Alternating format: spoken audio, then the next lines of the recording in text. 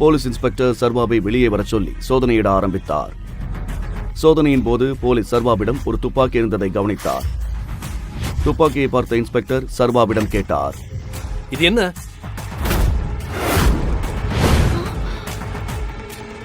இந்த துப்பாக்கி எங்கிருந்து வந்தது? இதுக்கான லைசன்ஸ் எங்க? இந்த சர்வா கிட்ட எப்படி கன் வந்தது? என் வீட்டு வேலைக்காரங்க கிட்டயே இவன் திட்டு வாங்குறவன். அவனோட பழைய காருக்கு 500 ரூபாய் பெட்ரோல் போட கூட கடன் வாங்குறவன். இவன் கிட்ட எப்படி கன் வந்தது? ஒருவேளை சர்வாவை பத்தின உண்மை எனக்கு தான் தெரியலையோ? गाइस, இந்த சர்வா ஒரு கிரிமினல். இப்ப பாருங்க, போலீஸ் இவன் கிட்ட இருந்து உண்மை எப்படி வரவழைக்க போறாங்க. நான் கமிஷனர் முன்னாடி மட்டும் தான் வாயை தரேன். गाइस, நல்லா பாருங்க, இவன் போலீஸ் கமிஷனர் கிட்ட தான் பேசுவானா? ஓ அப்படியா? ரொம்ப ஸ்மார்ட்டா இருக்க ட்ரை பண்ணாத, இல்லனா உன்னை கட்டி தலைகீழ தொங்க விட்டு அடிச்சு உன்னோட உண்மையான அடையாளத்தை வெளிக்கொண்டு வந்துருவேன். உன்னை வீட்டில் வேலைக்காரர்களுக்கே பயப்படும் ஒருவன் இன்று போலீஸ் இன்ஸ்பெக்டரின் கையை பிடித்தான். என் கையை விடு, இல்லன்னா லத்தியால அடிச்சு தோலை உரிச்சிடுவேன். மிகவும் ஏழை மற்றும் வேலையில்லாதவன் சர்வேஸ்வரன் என்ற சர்வா சிட்டியின் மிகப்பெரிய கோடீஸ்வரரின் ஒரே மகளான வேதிகாவை ஒரு தவிர்க்க முடியாத காரணத்திற்காக கட்டாய திருமணம் செய்து கொண்டான். சர்வா வேதிகாவின் வீட்டில் ஒரு வீட்டோடு மாப்பிள்ளையாக வாழ்ந்து வந்தான். மேலும் தன் மனைவி வேதிகா மட்டுமல்லாமல் அவளது சகோதரன் மற்றும் அந்த வீட்டின் வேலைக்காரர்களும் கூட அவனை அவமானப்படுத்தாத நாளே இல்லை என்றும் சொல்லலாம். சாதாரணமாக மளிகை பொருட்கள் வாங்கும் ஒரு பையை மட்டுமே எடுத்துக்கொண்டு செல்லும் இந்த ஏழை சர்வாவை அழைத்துச் செல்ல பல கோடி மதிப்புள்ள கருப்பு கார்கள் வந்தது ஏன்? அவன் பின்னால் மறைந்திருக்கும் உண்மை என்ன? சர்வா யார்? உங்களுக்கு சிலிர்ப்பை ஏற்படுத்தும் அவனது ரகசியம் என்ன? தெரிந்து கொள்ள இப்போதே பாக்கெட் எஃப்எம் டவுன்லோட் செய்து தி டைகர் ரிட்டர்ன்ஸ் கதையை இலவசமாக கேளுங்க. தண்டச்சோரே, பாத்ரூம் கிளீன் பண்ணிட்டு சீக்கிரமா வெளியில வா. மளிகை ஜாமான் வாங்க மார்க்கெட்டுக்கு போகணும். இந்த வேலைக்காரன் வீட்டின் அனைத்து வேலைக்காரர்களுக்கும் சீனியர். இவனுக்கு வீட்டில் அபினவை விட பல மடங்கு மரியாதை அதிகம் என்பது அபினவுக்கு தெரியும். சொல்லுங்கண்ணா. வேலைக்காரன் சர்வாவிடம் 1000 மற்றும் ஒரு மளிகை லிஸ்டை கொடுத்துவிட்டு சொன்னான். ஓ, மார்க்கெட்டுக்கு போய் சீக்கிரமா மளிகை ஜாமான் வாங்கிட்டு வா. அப்புறம் வேதிகா மேடமோட ஆபீஸ் ஃப்ரெண்டு கிஷோர் இன்னைக்கு வராரு. என்ன நைட் வராங்களேன்னு பாக்குறியா? நீ அவங்களுக்கு புருஷன் இல்லையா? இப்ப நீ தான் அவங்க 2 பேரையும் ஒழுங்கா கவனிச்சுக்கணும். என்ன பாத்துக்கிட்டு இருக்க? போ சீக்கிரம். வேலைக்காரனின் வார்த்தைகளால் சர்வாவுக்கு கோபம் வந்து அப்போது அவனது போன் ஒலித்தது. நம்பரை பார்த்த சர்வா அதிர்ச்சி அடைந்தான். அது துபாய் நம்பர். சர்வா அதை எடுக்காமல் மளிகை லிஸ்டை எடுத்துக்கொண்டு சைக்கிளில் வேகமாக கடைக்கு கிளம்பினான். காய்கறி மார்க்கெட்டில் துபாய் கால் மீண்டும் வந்தது. சர்வா அதை கண்டுகொள்ளாமல் நடந்தான். அப்போது கஜேந்திரன் அவனை வழிமறித்தான். அந்த பகுதியில் கஜேந்திரன் ஒரு லோக்கல் ரவுடி. சர்வா ஒரு அப்பாவியை போல தெரிந்ததால் இன்னும் அதிகமாக அவனை கேலி செய்ய ஆரம்பித்தான். உனக்கு எவ்வளவு தைரியம்? நீ பாட்டு கிடிச்சிட்டு நிக்காம போய்கிட்டே இருக்க. தம்பி, நீ எங்க அண்ணன் கஜேந்திர கிட்ட வம்பு வச்சுக்கிட்ட. இப்ப நீ என்ன ஆக போறேன்னு எனக்கு தெரியல. சர்வா அவனை கண்டுகொள்ளாமல் விலகிச் செல்ல முயற்சித்த போது கஜேந்திரன் அவனை கீழே தள்ளினான்.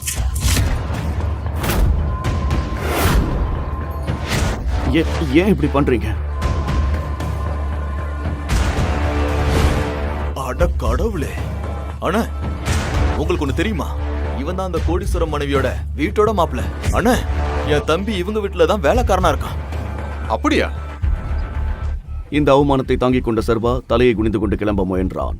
ஆனால் கஜேந்திரன் அவன் காலரை பிடித்து சொன்னான். அப்ப நாம இன்னொரு பெரிய பார்ட்டி வச்சுக்கலாம். என்ன சொல்ற? யாருன்னு தெரியுமா? ஒய்ஃப் வேதிகாவோட. இதை கேட்டதும் எல்லா ரவுடிகளும் பலமாக சிரித்தனர். சர்வாவின் போன் மீண்டும் ஒலித்தது. யாரு? உன் டார்லிங் போன் பண்றாளா? குட்ரா, நானும் கேக்குறேன். அவளோட அந்த ஸ்வீட்டான வாய்ஸ் எப்படி இருக்குன்னு. நீங்க என்னை பத்தி என்ன வேணாலும் சொல்லுங்க, ஆனா இந்த போனை மட்டும் எடுக்காதீங்க. தாமதிக்காமல் கஜேந்திரன் போனை எடுத்தான். ஹலோ வேதிகா பேபி, சொல்லு. ஆனால் மறுமுனையில் இருந்த நபர் சொன்னதை கேட்டு கஜேந்திரன் நடுங்கினான். அவனுக்கு வியர்த்து கொட்டியது. அவன் சர்வாவின் காலில் விழுந்தான். எங்களை மன்னிச்சிருங்கண்ணே. நாங்க உங்களை யாருன்னு தெரியாம ஏதோ பெரிய தப்பு பண்ணிட்டோண்ணே. அப்போது யாரும் எதிர்பாராத விதமாக புழுதி பறக்க 3 பெரிய விலையுயர்ந்த கருப்பு நிற கார்கள் கருப்பு கண்ணாடியுடன் ரவுடிகளுக்கு முன்னால் வந்து நிற்பதை அனைவரும் கண்டனர்.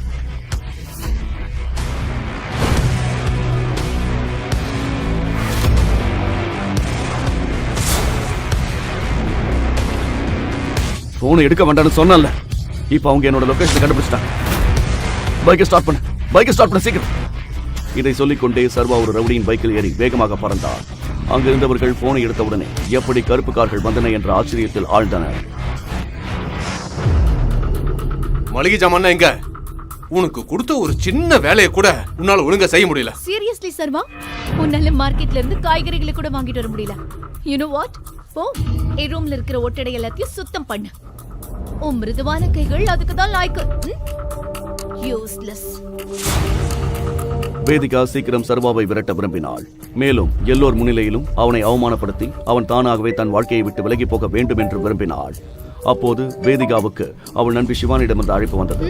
சொல்லு சிவானி. ஹே வேதிகா, ஈசிஆர்ல மாஃபியா கிங் விக்ரமன் சாரோட பார்ட்டிக்கு நீ வரலையா? நம்ம காலேஜ் ஃப்ரெண்ட்ஸ் எல்லாரும் அங்க வராங்க. நோ யார், எனக்கு மூடு சரியில்லை. ஐ அம் நாட் கமிங். வேதிகா, அது மாஃபியா கிங் விக்ரமன் சாரோட இன்விடேஷன். முடியாதுன்னு சொல்றதுக்கு இடமே இல்ல. நீ வந்தே ஆகணும். நாங்க எல்லாரும் எங்க ஹஸ்பண்டோட வரோம். நீ உன்னோட உதவாக்கற புருஷனையும் கண்டிப்பா அங்க கூட்டிட்டு வந்துரு. உனக்கு அவனை கலட்டி விட ஒரு நல்ல சான்ஸ் கிடைக்கும். என்ன சொல்லு? ஏன்னா அங்க மாஃபியா வேர்ல்ட சேர்ந்த நிறைய பேர் வருவாங்க. சர்வாவை என் லைஃப்ல இருந்து துரத்த இதுதான் சரியான சான்ஸ். சரி, ஓகே, நானும் கண்டிப்பா வரேன். என்னோட அந்த யூஸ்லெஸ் ஹஸ்பண்டையும் கூட்டிட்டு வரேன். சர்வா இதையெல்லாம் கேட்டுக்கொண்டு அங்கேயே நின்றிருந்தான். அப்போது அவனது போன் மீண்டும் ஒலித்தது. ஸ்கிரீனில் துபாய் எண்ணை பார்த்த சர்வா வீட்டை விட்டு வெளியே சென்றான். என் புருஷனோட கிராமத்து ஃப்ரெண்டு எவனாவது கால் பண்ணிருப்பான். சரி விட, நான் அவனை என்னோட டிரைவரா கூட்டிட்டு வந்துடுறேன். Okay okay, super. பை. இப்போது ஈசிஆரில் வேதிகாவின் மனதை குழப்பப் போகும் ஒரு விஷயம் நடக்கப் போகிறது.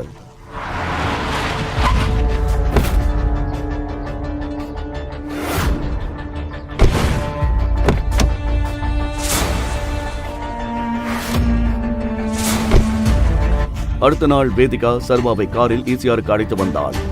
அந்த பிரம்மாண்ட ஹோட்டலை பார்த்த சர்வாவின் கண்கள் விரிந்தன.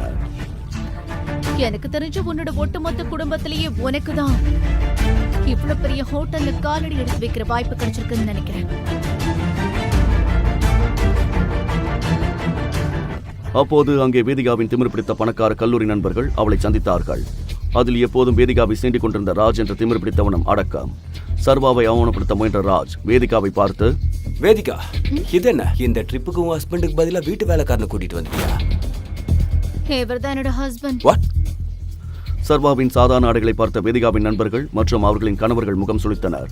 ஆனால் என்ன நடக்கப் போகிறது என்று அவர்களுக்கு தெரியாத அப்போது ஹோட்டல் மேனேஜர் வந்து சொன்னார். எக்ஸ்கியூஸ் மீ சார், விக்ரம் சாரோட பார்ட்டி ஈவினிங் தான். இப்போ நீங்க சாப்பிட்ற லஞ்சுக்கும் ட்ரிங்க்குக்கும் நீங்க தான் பில் பே பண்ணணும். வெயிட்டர் மெனு கார்டை கொண்டு வந்தபோது சர்வாவை மாட்டிவிட நினைத்த ஆரியன் இவ்வாறு கூறினார். ஹே காய்ஸ், இன்னைக்கு நம்மளோட பில் எல்லாம் சர்வா தான் பே பண்ணுவாரு. அண்ட் எஸ் காய்ஸ், நான் அப்படி எதுவும் சொல்லவே இல்லை. லெட்ஸ் கிளாப் ஃபார் சர்வா. மாசம் 6000 மட்டுமே சம்பாதிக்கிற இந்த வேலைக்காரன் நம்ம பில்ல கட்ட போறான். Clap clap clap. சர்வாவுக்கு ஒரு நிமிடத்திற்குள் என்ன நடந்தது என்று புரியவில்லை. வேதிகாவும் அதை பற்றி யோசித்துக் கொண்டிருந்தாள். இது எப்படி நடந்துச்சு? சர்வா என்ன பண்ணிருக்கான்? எனக்கு என்கிட்ட பைசாவும் இல்ல. இந்த சர்வா ஒரு பைசா கூட இல்லாத பிச்சைக்காரன். சர்வா ஒரு கண்டிஷனும் போட்டாரு. இன்னைக்கு அவரால பில்ல கட்ட முடியலன்னா வேதிகா ராஜுக்கு சொந்தம். அட அட அட, சேலஞ்ச் பண்ணிட்டு இப்ப பின்வாங்க கூடாது. வாட்? சர்வா, எல்லாத்துக்கும் ஒரு லிமிட் இருக்கு. நான் ஒன்னும் உன்னோட ப்ராப்பர்ட்டி இல்ல. என்ன அடமான வைக்கிறதுக்கு புரியுதா? வேதிகா, நான் சொல்றதை கேளு. நான் Just எதுவும் shut சொல்ல. up. Shut up. தான் இவர்களிடம் மாட்டிக்கொண்டிருப்பதை Shut up. சர்வா நான் சொல்றது வேதிகாவுக்கு கொஞ்சம் விளக்க முயன்றான். அட அட அட, சேலஞ்ச் பண்ணிட்டு பின்வாங்க கூடாது. என்னாச்சு? பணம் தீந்து போச்சா? வெயிட்டா. ராஜ் சர்வாவுக்கு பேச வாய்ப்பு கொடுக்காமல் ஹோட்டலில் உள்ள மிக விலையுயர்ந்த உணவு மற்றும் பானங்களை ஆர்டர் செய்தான். அப்போது சிவானியின் பார்வை ஒரு பாக்ஸிங் ரிங் மீது விழுந்தது. ஹே ராஜ், நீ காலேஜ் டேஸ்ல பாக்ஸிங் சாம்பியன் இல்லையா? அப்போ உனக்கும் சர்வாக்கும் ஒரு ஃபைட் வச்சா என்ன? என்ன சொல்றீங்க? நம்ம ஆர்டர் பண்ண ஃபுட் வர்றதுக்குள்ள நமக்கு ஒரு சின்ன என்டர்டெயின்மெண்ட் மாதிரி இருக்கும்ல? இதை கேட்டதும் அனைவரது கவனமும் அங்கே சென்றது. ஏனென்றால் ராஜ் உண்மையிலேயே அனைவரையும் நடுங்க வைக்கும் ஒரு குத்துச்சண்டை வீரன். மற்ற கல்லூரிகளும் அவனை கண்டு அஞ்சின. ராஜ் இதுவரை 25 பேரின் முகத்தை உடைத்திருந்தான். அப்போது சர்வாவின் போன் ஒலித்தது. சர்வா சார் போன் அடிக்குது. யார் கூப்பிடுறாங்கன்னு நினைக்கிறீங்க? அவங்க வீட்டு ரகு தாத்தா. போன்ல என்ன சொல்லியிருப்பாரு? டேய் சர்வா, நீ க்ளீன் பண்ணாமே போயிட்டியே. சரி, இப்ப என்ன சொல்ற? ரெடியா? இன்னைக்கு தெரிஞ்சிடும் வேதிகாக்கு யார் பெஸ்ட், நீயா நானா. சர்வா, உனக்கு இன்னும் கூட டைம் இருக்கு. இப்பவே வேண்டாம்னு சொல்லிடு. சர்வா மாமா, ராஜ் கூட ஃபைட் பண்ண உங்களுக்கு தைரியம் இல்லையா? சர்வா கோவம் அடைந்து இப்போது சொன்னான், நான் பாக்ஸிங்க்கு ரெடியா இருக்கேன். காய்ஸ், இன்னைக்கு இவன் கதையை முடிச்சிட்டு சாப்பிடுவோம். ராஜும் தயாராகி பாக்ஸிங் ரிங்கில் நுழைந்தான். மறுபுறம் ஆரியனும் அவன் நண்பர்களும் விலையுறந்த பானங்கள் மற்றும் உணவுகளை ஆர்டர் செய்ய தொடங்கினர். அப்போது ராஜ் அடிக்க வேண்டும் என்ற எண்ணத்தில் வேண்டுமென்றே சர்வா மீது ஒரு குத்துவிட சர்வா வாயிலிருந்து ரத்தம் வர ஆரம்பித்தது. எஸ்.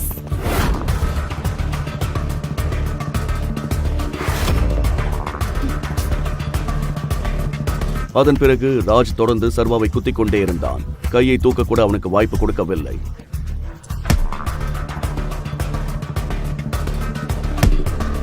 சர்வாவின் கதை முடிந்தது என்று எல்லோரும் நினைத்த போது திடீரென்று சர்வா கீழே விழுந்தான். போதும் சர்வா, சண்டை போடுறத விட்டுடு. வா, நம்ம இங்கிருந்து போலாம். வேதிகா இதை சொன்னபோது பாக்ஸிங் ரிங்கிற்கு வெளியே வைக்கப்பட்டிருந்த சர்வாவின் போன் ஒலிக்கத் தொடங்கியது. வேதிகா போனை பார்த்துவிடக் கூடாது என்ற அவசரத்தில் சர்வா எழுந்தான். ராஜ் அவனை தாக்க வந்தபோது சர்வா ராஜை நோக்கி ஒரு பவர்ஃபுல் பஞ்ச் கொடுக்க ராஜ் அங்கேயே மயங்கி விழுந்தான். வேதிகாவின் கவனம் சர்வாவின் போனிலிருந்து தரையில் கிடந்த ராஜ் மீது திரும்பியது.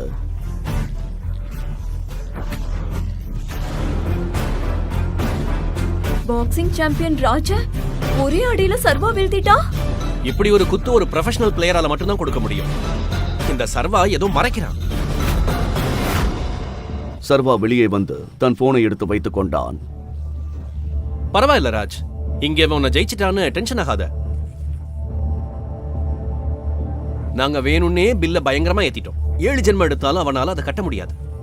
சார், உங்களோட பில் 5,40,000. என்ன? பரவாயில்ல, நம்ம சர்வா சார் இங்க இருக்காரு. அவர் எல்லார் பில்லையும் கட்டிடுவார். ஆனால் வெயிட்டர் சர்வாவை பார்த்து குழப்பமடைந்தான். அவனது உடைகளை வைத்தே அவன் மதிப்பிட்டு விட்டான். சார், ரிசப்ஷனுக்கு வாங்க ப்ளீஸ். ஜாக்கிரதா, இவ ஓடி போகாம பாத்துக்கங்க. இப்போது எல்லோர் கண்களும் வெயிட்டர் மீது இருந்தன. சர்வா பணம் கொடுக்கவில்லை என்றால் ராஜ் தன் கோபத்தை எல்லாம் தன் மீது காட்டுவானோ என்ற பதட்டத்தில் வேதிகாவிற்கு வேர்த்து கொட்டியது. வெயிட்டர் சர்வாவின் கையில் இருந்த கார்டை வாங்கி ஸ்வைப் செய்தபோது அவனது முகம் வெளிரியது. என்னாச்சு? சர்வா கார்டுல பில் பே பண்ற அளவுக்கு பணம் இல்லையா? அவர் கார்டுல பணம் இல்லைன்னா என்கிட்ட சொல்லுங்க, அவருக்கு நல்ல மரியாதை கொடுத்துடலாம். சர்வா பணம் கொடுக்கவில்லை என்றால் ராஜ் தன் கோபத்தை எல்லாம் இன்று அவள் மீது காட்டுவான் என்பதால் வேதிகாவின் முகம் வெளிரி போனது. என்னாச்சுங்க? உங்ககிட்ட பணம் எதுவும் இல்லையா? வெயிட்டர் எதையாவது சொல்வதற்குள் திடீரென்று சில Z+ செக்யூரிட்டி கார்ட்ஸ் ஹோட்டலின் பிரதான வாயிலுக்கு வந்தனர். எல்லோர் கவனமும் அங்கே திரும்பியது. யாரோ செலிபிரிட்டி வந்திருக்காங்கன்னு நினைக்கிறேன். ஓ மை காட், அங்க பாத்தீங்களா? அது மிஸ்டர் கரிகாலன், விக்ரம் சாரோட பாஸ். தெரியுமா, இவங்கள பாக்குறதுக்கு வருஷக்கணக்கா காத்திருக்கணும். நான் வேலை பார்க்குற அதே கம்பெனில தான் அவரும் இன்வெஸ்ட் பண்ணிருக்காரு. இன்னைக்கு அந்த கடவுளோட தரிசனம் எனக்கு கிடைச்சிருச்சு. மிஸ்டர் கரிகாலன் சர்வாவை அடையாளம் கண்டு கொண்டார். நீ இங்க என்ன பண்ணிக்கிட்டு இருக்க? மிஸ்டர் கரிகாலன் சர்வாவை பார்த்தார். எல்லோரும் அவர்களைத்தான் பார்க்கிறார் என்று நினைத்த போது ராஜ் முன்னால் வந்தான். சர்வா கரிகாலனை புறக்கணித்து விட்டு மெயின் டோரை நோக்கி நடந்தார். பிறகு திரு கரிகாலன் ஹோட்டல் மேனேஜரிடம் சொன்னார், மேனேஜர், இவரு பில்லு மத்த எல்லார் பில்லையும் என்னோட அக்கவுண்ட்ல இருந்து கிளியர் பண்ணிடுங்க. இதை சொல்லிக்கொண்டே கரிகாலன் தன் அறைக்கு சென்றார். ஒரு நிமிடத்தில் என்ன நடந்தது என்று யாருக்கும் புரியவில்லை. மிஸ்டர் கரிகாலன் ஏதாவது குடிச்சிருக்காரா? ஒருவேளை அவர் சர்வாவை பார்த்து வேற யாரோட நினைச்சிட்டாரோ? ஹே சர்வா, பணத்தை கரிகாலன் தானே கட்டினாரு. அப்ப நான் தான் ஜெயிச்சேன். நீ எங்க போற? இந்த லாஜிக் படி பார்த்தாலும் வேதிகா எனக்கு தான். இங்க பாரு ராஜ்,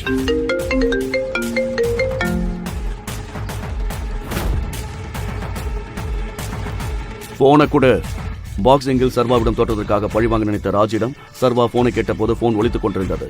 அவன் நக்கலாக சொன்னான், எந்த சூப்பர் ஸ்டாரோட போன் உனக்கு மறுபடியும் வந்துட்டே இருக்கு? நான் ஒண்ணு பண்றேன், அட்டன் பண்ணுவா. பாரு, உன் கோபத்தெல்லாம் ஏமல காட்டு, அதை மட்டும் அட்டன் பண்ணாத. ராஜ் அதை ஒரு சவாலாக எடுத்துக்கொண்டு போனை எடுத்து ஸ்பீக்கரில் போட்டான். மறுமுனையிலிருந்து ஒரு குரல் கேட்டது. பாஸ், உங்க லொகேஷனை கண்டுபிடிச்சிட்டோம். உங்களை அழைச்சிட்டு போக வர்றோம். There is something critical.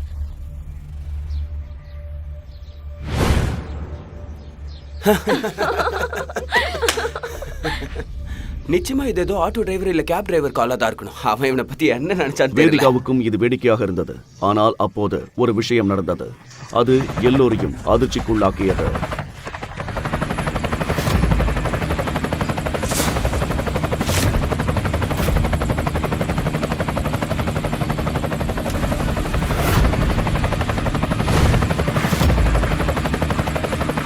Hey, அது ஹெலிகாப்டர் ஆச்சே. சர்வாவோட டாக்ஸி எங்க?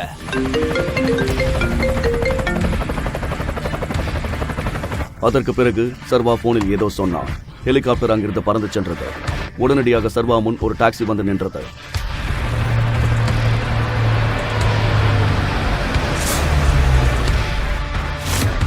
அட, இதுதான் மலையை குறைஞ்சு எலிய பிடிக்கிறதா? எனக்கு தெரியும், அவன் ஹெலிகாப்டர்ல ஏறுவானா? இதோ அவனோட டாக்ஸியே வந்துடுச்சு. ஆனால் துபாயிலிருந்து வந்த தொடர் அழைப்புகளும் இந்த விலையுயர்ந்த கார்கள் மற்றும் ஹெலிகாப்டரும் உங்கள் தலைமுடியை சிலிர்க்க வைக்கும் ஒரு ரகசியத்தை வெளிப்படுத்தப் போகின்றன. சர்வா வேகமாக டாக்ஸியில் ஏறிச் சென்றான். அப்போது ராஜ் மற்றும் மற்றவர்களுக்கு சர்வா மீது சந்தேகம் வந்தது. காய்ஸ், இவன் ஈஸியால தன்னோட ஒய்ஃபை விட்டுட்டு எங்க போனா, யார பார்க்க போனான்னு யாருக்காவது தெரியுமா?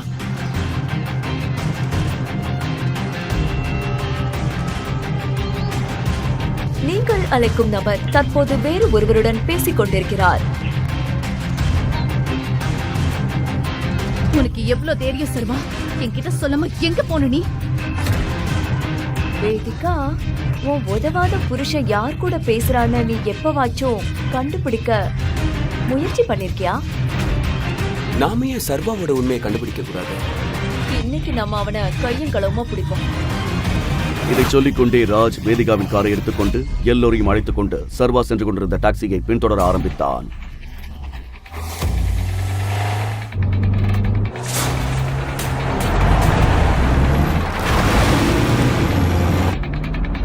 ராஜ், வேகமா போ. சர்வா, நான் இன்னைக்கு நீ எங்க போற, என்ன பண்றன்னு உன்னை பத்தின உண்மையை கண்டுபிடிச்சே தீர்வேன். ராஜ் மற்றும் மற்றவர்கள் சர்வா மாட்டிக்கொள்வான். அவர்கள் உண்மையை வெளிப்படுத்தி கேலி செய்யலாம் என்று நினைத்தார்கள்.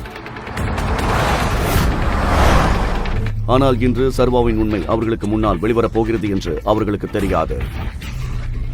சர்வாவின் உண்மையான அடையாளம் என்ன? ஒரு ஏழை மனிதனா, அல்லது அசிங்கப்படுவதற்காகவே பிறந்த ஒரு வீட்டோடு மாப்பிள்ளையா, அல்லது வேறெதுமா? காத்திருங்கள், இந்த ரகசியங்கள் அனைத்தும் வெளிப்பட போகின்றன. நிறுத்து. சர்வாவின் டாக்ஸியை திடீரென்று போலீஸ்காரர்கள் ஒரு செக் போஸ்டில் தடுத்து நிறுத்தினர். ராஜ் தன் காரை சிறிது தூரத்தில் நிறுத்திவிட்டு வேடிக்கை பார்க்க ஆரம்பித்தான்.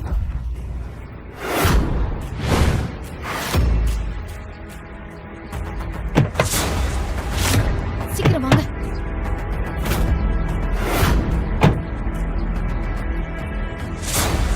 போலீஸ் இன்ஸ்பெக்டர் சர்வாவை வெளியே வர சொல்லி சோதனையிட ஆரம்பித்தார். சோதனையின் போது போலீஸ் சர்வாவிடம் ஒரு துப்பாக்கி இருந்ததை கவனித்தார். துப்பாக்கியை பார்த்த இன்ஸ்பெக்டர் சர்வாவிடம் கேட்டார், இது என்ன?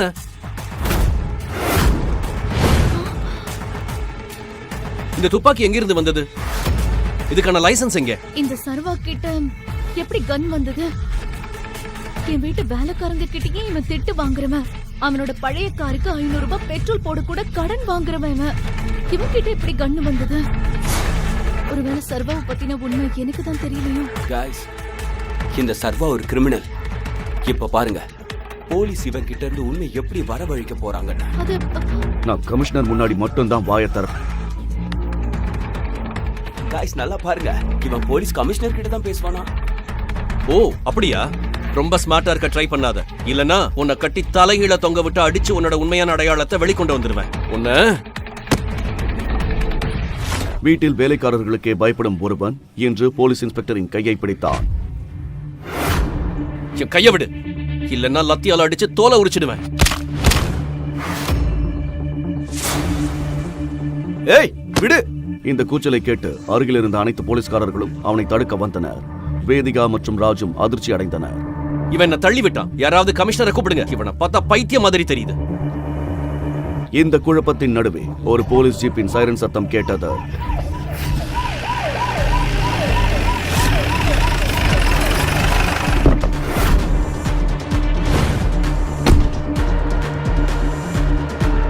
என்ன நடக்குதுங்க? சார்,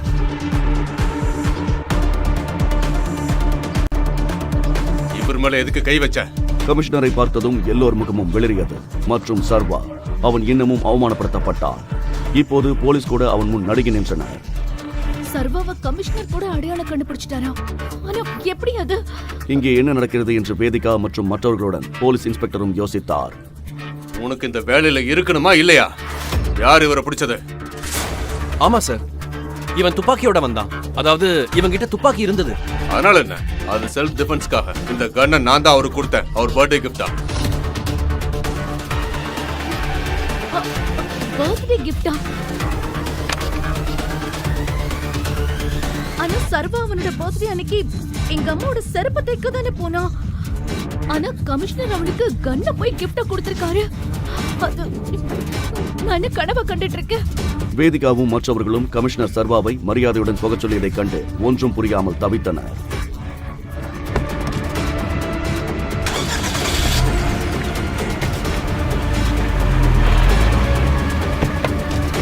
ஆனால் ராஜ் சர்வாவை பின்தொடர காரில் செல்ல ஆரம்பித்தவுடன் போலீஸ் இன்ஸ்பெக்டர் அவர்களை நிறுத்தினார்.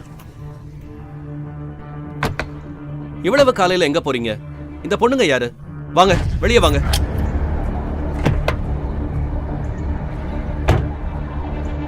சார், நாங்க சர்வா சார் கூட தான் வந்தோம். அதனால அவர் எங்க போறாரோ நாங்களும் அங்கதான் போறோம். ஓகே ஃபைன், நீங்க கிளம்புங்க.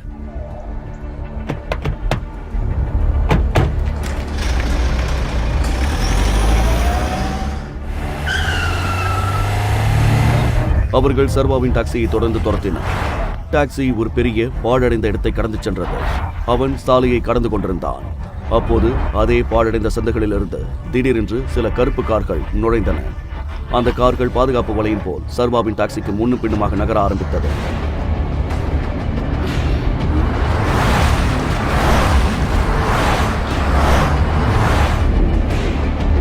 பிறகு அந்த 3 கருப்பு கார்களும் சர்வாவின் டாக்ஸியுடன் சேர்ந்து நகர ஆரம்பித்தன.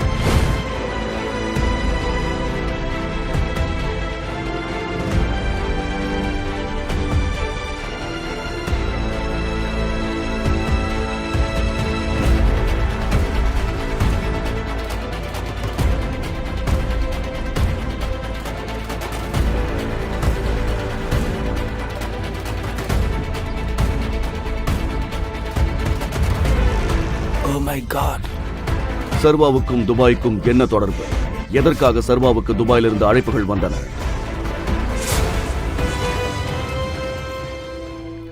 ஏழை டெலிவரி பாய் சர்வாவின் காதலி ஒரு பணக்காரனுக்காக அவனை விட்டு பிரிந்து விட்டாள். அடுத்து என்ன நடந்தது? காதலில் தோல்வியடைந்த ஏழை சர்வா மது அருந்துவிட்டு தரையிலிருந்து 50 அடி உயரத்தில் உள்ள கட்டிடத்தின் மொட்டை மாடிக்கு சென்றான். வைஷ்ணவி, நான் இந்த உலகத்தை விட்டு போறேன். உன்னோட துக்கம் எனக்கு கொன்னுடுச்சு.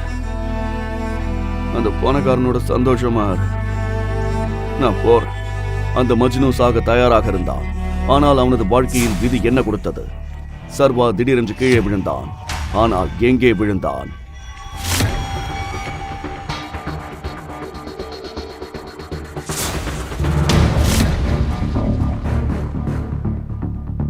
இது என்ன விசித்திரமா இருக்கு? ஓ மை காட், நான் எப்படி இங்க வந்தேன்? ஆமா, சர்வா அந்த மொட்டை மாடியிலிருந்து விழுந்து அந்த சிட்டியின் மிக அழகான மற்றும் பணக்கார பெண்ணான வேதிகாவின் படுக்கைக்கு சென்றாள். அவள் அப்போது அமைதியாக உணர்ந்தாள். அவள் தூங்கிக் கொண்டிருந்தாள். ஆனால் அவள் எழுந்தவுடன் அவள் கேட்டாள், யார் நீ? நீ என்ன பண்ற? என்னோட பெட்ல நீ என்ன பண்ணிட்டு இருக்க? நான் எங்கிருந்து வந்தேன்னு எனக்கே தெரியல. எனக்கு எதுவும் புரியல. எல்லாமே கனவு மாதிரி இருக்கு. உன்னோட கனவுல இருந்து வெளியே வந்து முதல்ல நீ யாருங்கறத சொல்லு. நான் யாருன்னு உனக்கு தெரியுமா? நீ யாரு?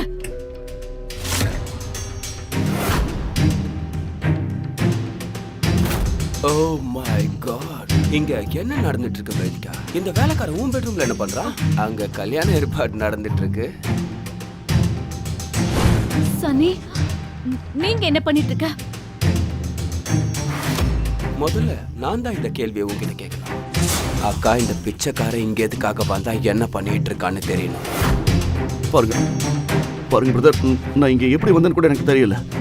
நான் மொட்டை மாடியில தான் இருந்தேன்னு மட்டும் உங்களுக்கு சொல்ல விரும்புறேன். சுமார், போலீஸ் வந்து இப்ப உண்மை எல்லாத்தையும் வர வைப்பாங்க. அக்கா அக்கா, ஒரு நிமிஷம். நீ போலீஸ் கிட்ட என்ன சொல்ற? சிங் குடும்ப பாரம்பரியம் உனக்கு மறந்து போச்சா? சிங் குடும்பத்தோட எல்லா முடிவுகளையும் ஒரே ஒருத்தர் தான் எடுப்பாரு. நம்ம மரியாதைக்குரிய தாத்தா, தி கிரேட் கிங் அதியமான். அது உனக்கு ஞாபகம் இருக்குல்ல? தாத்தாவின் பெயரை கேட்டதும் வேதிகாவின் நெற்றியில் வேர்வை வழிந்தது.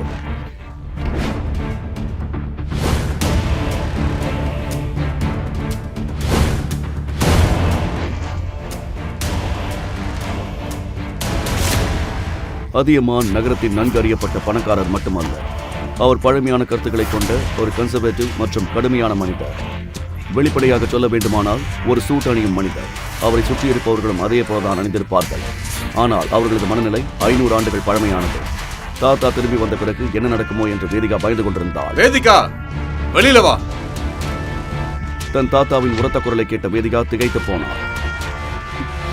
தாத்தா, ஒருவேளை தாத்தாவுக்கு எல்லாம் தெரிந்துவிட்டது என்று அவள் புரிந்து கொண்டாள். ஆனால் எப்படி? இப்ப எவ்வளவு நேரம் இந்த லூசர் கூட பெட்ரூம்ல என்ன பண்ணிட்டு இருந்த? வெளியில வா, தாத்தா வெயிட் பண்ணிட்டு இருக்காரு.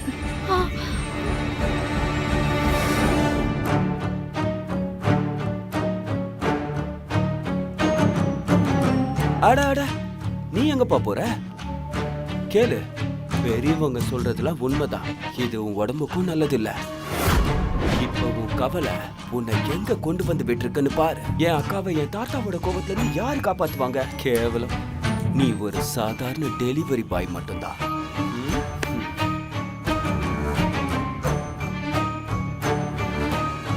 இதை கேட்ட சர்வா, தீரஜ் தான் இதையெல்லாம் செய்திருக்க வேண்டும் என்று புரிந்து கொண்டான்.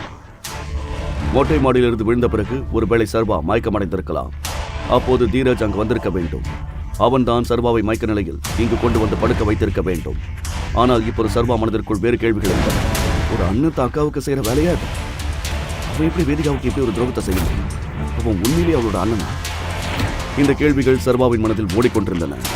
இதற்கிடையில் அதிகமான ஆக்ரோஷத்துடன் நின்று கொண்டிருந்தார். அங்கு ஒரு பூகம்பமே வெடிக்க தயாரானது போல இருந்தது. இந்த மாதிரி பொண்ணு எல்லாம் பொண்ணு கூட தப்பு இல்ல. கல்யாணத்துக்கு முன்னாடி ஒரு பையனோட உறவு வச்சுக்க உனக்கு எவ்வளவு தைரியம்? உன்னெல்லாம் என் பேத்தின்னு சொல்றதுக்கே எனக்கு வெக்கமா இருக்கு. தாத்தா ப்ளீஸ், நான் சொல்றது கேளுங்க. இவ யாருன்னு எனக்கு தெரியவே தெரியாது. பொய் சொல்லாத. எனக்கு எல்லாம் தெரியும். என்ன ஏமாத்தாத. இவங்கதான் உன்னை பெத்தவங்க. இவங்கதான் உன்னை படிக்க வச்சு உன்னை பிசினஸ்க்கு அனுமதிச்சாங்க. இந்த தைரியத்துல நீ எவனை ஒருத்தன ஒரு ரூமுக்கு கூட்டிட்டு வந்திருக்க? அதியமான் சர்வாவின் கையில் எதையோ பார்த்தார். அது அவருக்கு அதிர்ச்சி அளித்தது.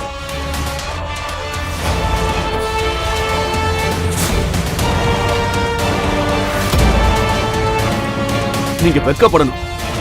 ஒரு தாத்தாவா இவ்வளவு பெரிய ஆளா இருந்தோம் உங்க சொந்த பேத்தி மேல கையை நீட்டுறீங்க. அவளை இவ்வளவு கேவலமா ட்ரீட் பண்றீங்க. திடீரென்று அந்த அறை முழுவதும் அமைதியானது. இதுவரை அதியமான் முன்னின்று தைரியமாக பேச யாரும் துணிந்ததில்லை. யாரும் இப்படி பேசியதும் இல்லை. இங்கே ஒரு சாதாரண டெலிவரி பாய் புகழ்பெற்ற கோடீஸ்வரனுடன் வாக்குவாதம் செய்து கொண்டிருந்தான். பரதேசி, என் தாத்தாக்கிட்டே எடுத்து பேசுவியா நீ? இன்னொரு வார்த்தை பேசினா உனக்கு கொன்னுடு. தீரஜ், அவனை போக விடு.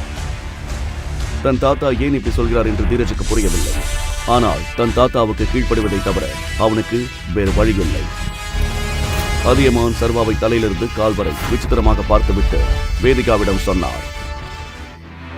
வேதிகா, இந்த பையன் யாரா இருந்தாலும் என்னவா இருந்தாலும் நீ கண்டிப்பா இவனை தான் கல்யாணம் பண்ணி ஆகணும். இல்ல தாத்தா, இந்த மாதிரி கண்டவனால நான் எப்படி கல்யாணம் பண்ணிக்கிறது? இவன் யாருன்னு எனக்கு தெரியாது. போத நிறுத்து. சும்மா அப்பாவி மாதிரி நடிக்காத.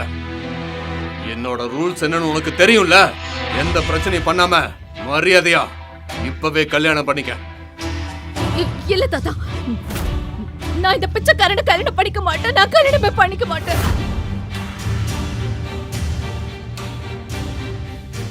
அப்ப சரி தீரஜ், உன் அக்காவை ஃபார்ம் ஹவுஸ் கூட்டிட்டு போ. அவளை அங்கேயே குழி தோண்டி புதைச்சிரு. இதை கேட்ட வேதிகா அதிர்ச்சியில் உறைந்து நின்றாள். அதியமான் சொல்வதை கண்டிப்பாக செய்வார் என்று அவளுக்கு நன்றாக தெரியும். ஏனென்றால் இதற்கு முன்பும் இந்த குடும்பத்தில் அதியமானின் சட்டத்தை யார் எதிர்த்தார்களோ சாவுதான் அவர்களின் தலைவிதியாக இருந்தது. வேதிகா இப்போது தன் தாத்தா முன் உதவியற்றவளாக நின்று கொண்டிருந்தாள்.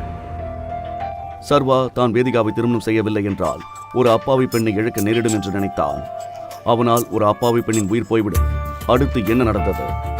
1 மணி நேரத்துக்குள் அவள் அதே இடத்தில் மனக்குளத்தில் அமர்ந்திருந்தாள். அங்கே வேதிகா மற்றும் சர்வாவின் திருமணம் நடந்தது. அவர்களின் முதல் திருமண இரவு. வேதிகாவின் மனதில் ஒரே ஒரு கேள்வி மட்டுமே இருந்தது. அந்த கேள்வி, உன் பேர் என்ன? சர்வா, ஆனா என் அப்பா என்ன அன்பா? உன் அப்பா உன்னை எப்படி கூப்பிட்டாலும் அதை பத்தி எனக்கு கவலை இல்லை. அப்புறம் ஒரு விஷயம் கவனமா கேட்டுக்கோ. இந்த கல்யாணம் இல்லை. இது ஒரு கட்டாயம். மத்தவங்களை பொறுத்த வரைக்கும் நீயும் நானும் புருஷன் பொண்டாட்டி. ஆனா இந்த ரூம்குள்ள நீயும் நானும் எப்பவுமே ஸ்ட்ரேஞ்சர்ஸ் தான். அரண்மனையின் ராணியான வேதிகாவுக்கு தன்னை போன்ற ஒரு டெலிவரி பாயுடன் எப்படி வாழ பிடிக்கும் என்று சர்வாவுக்கும் தெரியும். ஆனால் கடவுள் அவர்களை ஒன்று சேர்த்திருந்தால் அதற்கு பின்னால் ஏதோ ஒரு காரணம் இருக்க வேண்டும் என்று அவனுக்கு தோன்றியது. இன்னைக்கு என்னோட ஃப்ரெண்ட் விக்ரமோட பர்த்டே பார்ட்டி இருக்கு. வேதிகா, நீயும் மாப்பிளையும் அந்த பார்ட்டிக்கு கண்டிப்பா போயே ஆகணும். வேதிகாவுக்கு பார்ட்டிக்கு போக விருப்பமில்லை.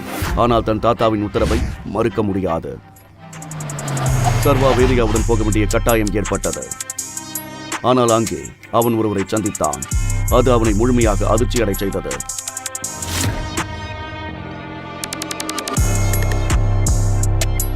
வைஷ்ணவி, நீ இங்கேயா? ஆம், சர்வாவின் முன் நின்றவள் அவனது முன்னாள் காதலி வைஷ்ணவி. இவளால் தான் காதலில் ஏமாற்றமடைந்து சர்வா மொட்டை மாடியில் ஏறினான். வைஷ்ணவியும் சர்வாவைப் போலவே ஒரு குறைந்த வருமானம் கொண்ட பெண்தான். ஆனால் சில நாட்களுக்கு முன்பு சிட்டியின் பிரபலமான ஆகாஷ் அவள் மீது பைத்தியக்காரத்தனமாக காதல் கொண்டார். வைஷ்ணவி பயத்தில் சர்வாவை பிரேக்கப் செய்தாள். ஆகாஷ் சர்வா வைஷ்ணவியிடம் பேசுவதை பார்த்தான். அவனை பார்த்தபோது அவன் சொன்னான், பேபி, யார் இந்த லூசர்? ஓ, இவன் தான் அந்த டெலிவரி பாயா? உன் காதலுக்காக மொட்டை மாடியிலிருந்து குதிச்சான். ஆமா பேபி, இவன் அதே தேவதாஸ் தான். இவன் இங்க ஃபுட் டெலிவரி பண்ண வந்திருக்கான்னு நினைக்கிறேன். கரெக்டா? இதற்கிடையில் பார்ட்டியில் ஏற்கனவே இருந்த தீரஜ் அவர்கள் பேசிக் கொண்டிருந்த இடத்திற்கு வந்தான். என்ன மாப்பிள்ள இந்த பக்கம்? இங்க ஏதாவது பீஸா டெலிவரி பண்ண வந்தியா? உன் முகத்தை பார்த்தா ஏதோ ஏழை குடும்பத்துல இருந்து வந்த மாதிரி தான் தெரியுது. ஆனா அதுக்குன்னு டெலிவரி பாயா நீ? சீ சீ சீ சீ சீ. தீரஜ், ஆனா ஏன் இந்த லூசரை மாப்பிள்ளன்னு கூப்பிடுற? நீ என்ன நடந்ததுன்னு சொல்ல விரும்பலையா? அதைத்தானே நானும் சொல்ல வந்தேன். என்னோட அக்கா போய் இவட கல்யாணம் பண்ணிக்க போறாங்க. இந்த மூஞ்சி தான் எங்க அக்காவை கல்யாணம் பண்ணிக்க போறாங்க. எங்க அக்காவோட வருங்கால புருஷன், அன்பான புருஷன். இதை கேட்டு பார்ட்டியில் இருந்த அனைவரும் அதிர்ச்சி அடைந்தனர். ஆனால் மிகவும் அதிர்ச்சி அடைந்தவன் வேதிகாவின் முன்னாள் காதலன் கிஷோர். இல்ல வேதிகா, நீ எப்படி இதை செஞ்ச? நான் ஹேண்ட்ஸம் அண்ட் மிகப்பெரிய கோடீஸ்வரன். நீ இந்த பிச்சைக்காரனை கல்யாணம் பண்ணிட்டியா? என்ன நடந்தது? நீ எதுக்கு இந்த பிச்சைக்காரனை கல்யாணம் பண்ணிக்கிட்ட? ஆடா, அத உனக்கு நானே சொல்றேன். என்னோட அக்கா அவனை ஏன் கல்யாணம் பண்ணிக்க போறானே.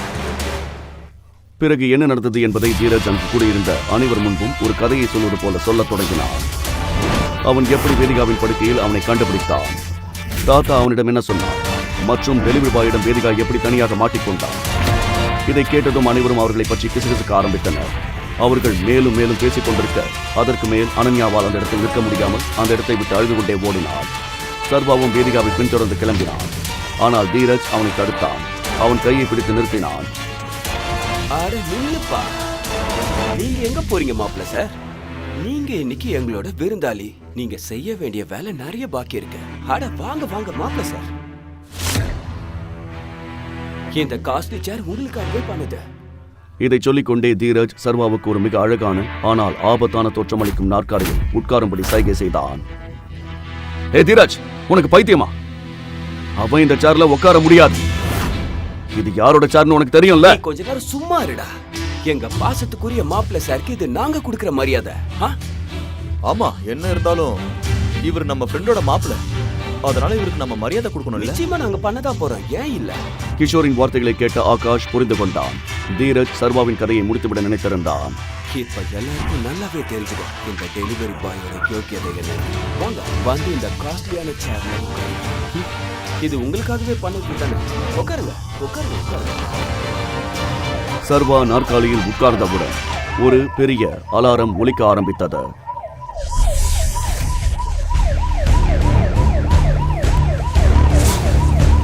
இங்க என்ன நடந்துட்டு இருக்கு? இப்ப நீ என்ன பண்ணிருக்க தெரியுமா? மாஃபியா கிங்கோட சேர்ல உட்கார்ந்திருக்க. நல்லா மாட்டிக்கிட்ட. அந்த ஸ்பெஷல் சேரில் தி மாஃபியா கிங் குரூப்பில் தலைவரான விக்ரமனுக்கு சொந்தமானது. மற்றும் விக்ரமின் இந்த நாற்காலியில் வேறு யாரும் உட்கார அனுமதிக்கப்படுவதில்லை. எவன்டா அந்த தைரியசாலி?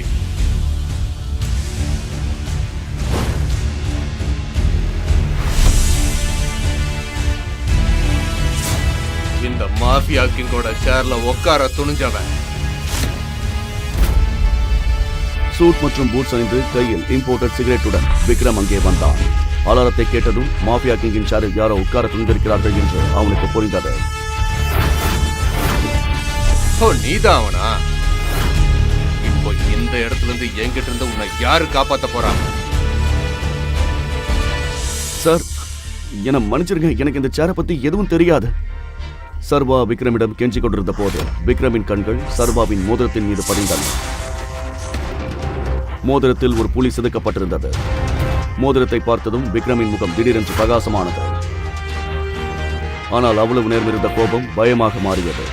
மோதிரத்தை பார்த்ததும் விக்ரமிற்கு ஏதோ ஞாபகப்படுத்தியது போல இருந்தது. டைகர், டைகர், டைகர், என்ன மன்னிச்சிருங்க. உங்களை யான்னு தெரியாம நான் ஒரு பெரிய தப்பு பண்ணிட்டேன். I am really sorry. என்ன நீங்க போய் போய் இந்த வேலைக்காரங்கிட்ட கெஞ்சிட்டு இருக்கீங்க? நீங்க இவன் ஒரு யார பார்த்து என்ன சொன்ன?